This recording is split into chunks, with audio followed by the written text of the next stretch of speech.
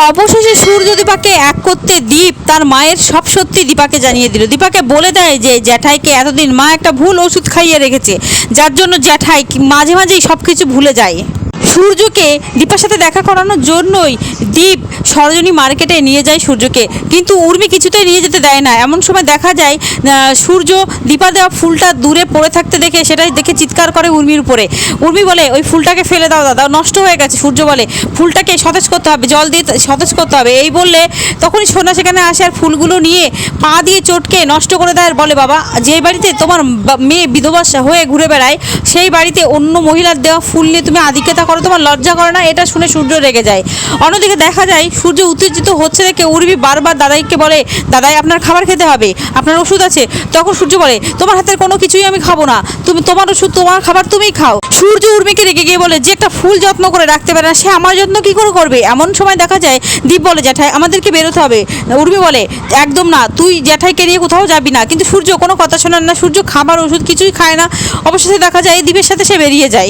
ওদিকে কুন্তলা সে কিন্তু সব খবর রাখে, দীপা কোথায় যাচ্ছে, সূর্য কোথায় যাচ্ছে, কে কি করছে সমস্ত খবর রাখে। তাই তো সোনাকে নিয়ে সে সেই সরোজিনী মার্কেটে চলে আসে। আর কুন্তলা বলে সোনা আজকে তোমার মা বাবার পুনর্মিলন হবে, তাই তো এখানে নিয়ে আসা হয়েছে। তখন সোনা রেগে যায় আর বলে কি এইসব করতে বাবা এখানে এসেছে, আমি কিছুতেই মায়ের সাথে দেখা করতে দেবো না বাবাকে।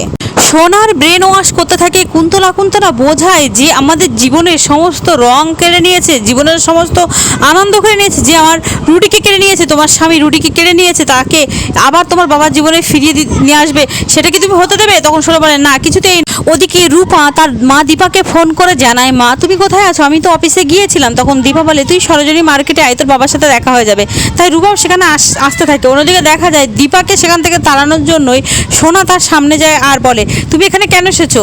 তখন দীপা বলে আমি কোথায় এসেছি, আমি তো দিল্লিতেই ছিলাম, তুই এমনভাবে সেজে থাকিস কেন সোনা মা? তখন সোনা রেগে গিয়ে বলে নিজের মেয়ের মাথায় সিঁদুর মুছে দিয়ে নিজে এভাবে সুন্দরভাবে সেজে মাথায় সিঁদুর পরে সুন্দর নতুন বইয়ের মতো তুমি এখানে এসেছো, তোমার লজ্জা করে না? সোনা বলে আমি চাই না তুমি বাবার সাথে দেখা করো, আর তুমি যদি বাবার সাথে দেখা করার চেষ্টা করো তাহলে আমি নিজেই নিজেকে শেষ করো।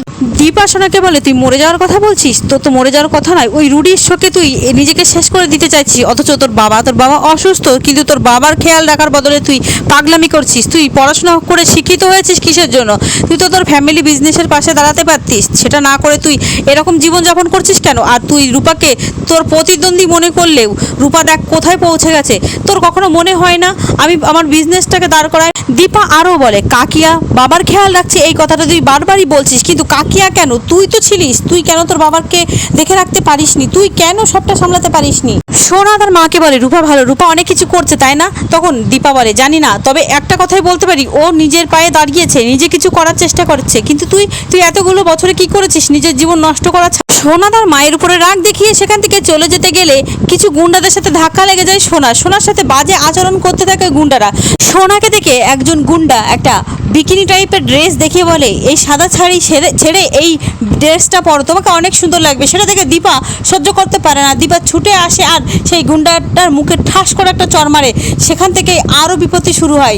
দীপাকে দেখেও ওই গুন্ডাগুলো বলতে থাকে এই মহিলাও খুব সুন্দর দেখতে, এমনিও বাঙালি মেয়েদের একটু তেজ আছে, এই জন্য তো বাঙালি মেয়েদেরকে আমার এত ভালো লাগে। ওই গুন্ডারা দীপাকে বলে আমার গায়ে হাত তুলে আপনি একদম ভালো করেননি, আপনি জানেন না আমার বাপ কে আছে। দীপাকে গুন্ডাগুলো বলে আমাদের সাথে পাঙ্গা নিয়ে ভুল করলেন, এবার এই ড্রেসটা আমি তোমার মেয়েকে পরাবই।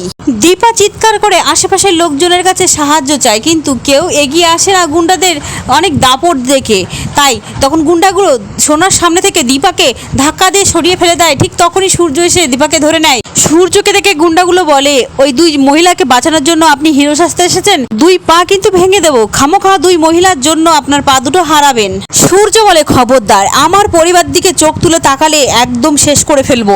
ওদিকে কুন্তলা উর্মিকে ফোন করে বলে উর্মি এখানে একটা বড় নাটক হচ্ছে, সব শেষ হয়ে গেল আর তুমি এখনো বাড়ির মধ্যে বসে আছো। সোনা বলে সব নষ্টের মূল হচ্ছে তুমি। তখন দীপা রেগে গিয়ে বলে সোনা একদম চুপ করে থাকবি, আর একটা কথা যদি তুই বলিস তাহলে থাপ্পড় লাগিয়ে দেবো। সূর্যর সাথে ভীষণভাবে মারামারি বেঁধে যায়। আর তখনই দীপা চিৎকার করে ডাক্তারবাবু বলে ওঠে। সূর্যর আবছা ছায়ামূর্তি আবারও চোখের সামনে ভেসে আসে।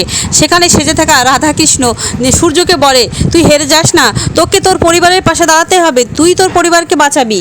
সূর্যর হাত বেঁধে রাখে সূর্যের সাথে, তবুও গুন্ডাগুলো মারামারি করে পারে না। অবশেষে দেখা যায় দীপা সূর্যের হাত খুলে দেওয়ার পরে, ডাক্তারবাবু এদেরকে একদম শেষ করে দিন। সূর্য বলে, এরা আমার ফ্যামিলি, এদের দিকে চোখ তুলে তাকালে তাদের চোখ আমি উপড়ে নেব। ঠিক তখনই সেখানে রূপা আসে। রূপা তার বাবার এই সমস্ত কথা শুনে রূপা আবারও তার বাবাকে ভুল বোঝে। রূপা ভাবে মাকে চিনতে পারছে, বাবা সোনাকে চিনতে পারছে, শুধুমাত্র রূপার কথাই মনে নেই।